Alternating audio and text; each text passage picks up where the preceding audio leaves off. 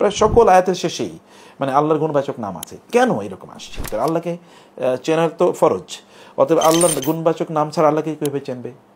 আল্লাহকে চিনতে হলে তার গুণবাচক নামের মাধ্যমে চিনতে হবে। আমি নিজেও সমকালীন এই বই পড়ে এত উপকৃত হয়েছি, আমি নিজে চিন্তা করেছি এর উপর একটা ভিডিও সিরিজ করবো।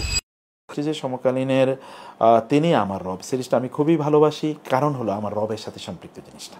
আল্লাহ তাআলার নাম, এই আল্লাহর গুণবাচক নামগুলি যে আমরা বলি, মানে আর রহমান, আর রহিম, আল ওয়াহাব, আল আসাত্তার, আল কাহার, আল জাব্বার, অথবা যদি আল কাদির, মানে এই নামগুলোর অর্থ কী আসলে আমি শুনলাম জীবন ভরে। আমি নিজেও সমকালীন এই বই পড়ে এত উপকৃত হয়েছি, আমি নিজে চিন্তা করেছি এর উপর একটা ভিডিও সিরিজ করব, যে সমকালীন এই বইগুলো নিয়ে, যে আল্লাহকে চিনতে হলে আল্লাহকে এই নামের অর্থটাকে, আমরা যে নামগুলো বলছি বারবার, এটা আসলে আল্লাহ যে কোরআনে বারবার প্রায় সকল আয়াতের শেষেই মানে আল্লাহর গুণবাচক নাম আছে। কেন এরকম আসছে?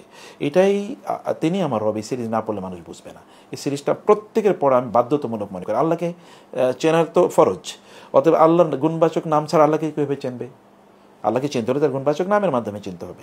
অতএব এখানে সেই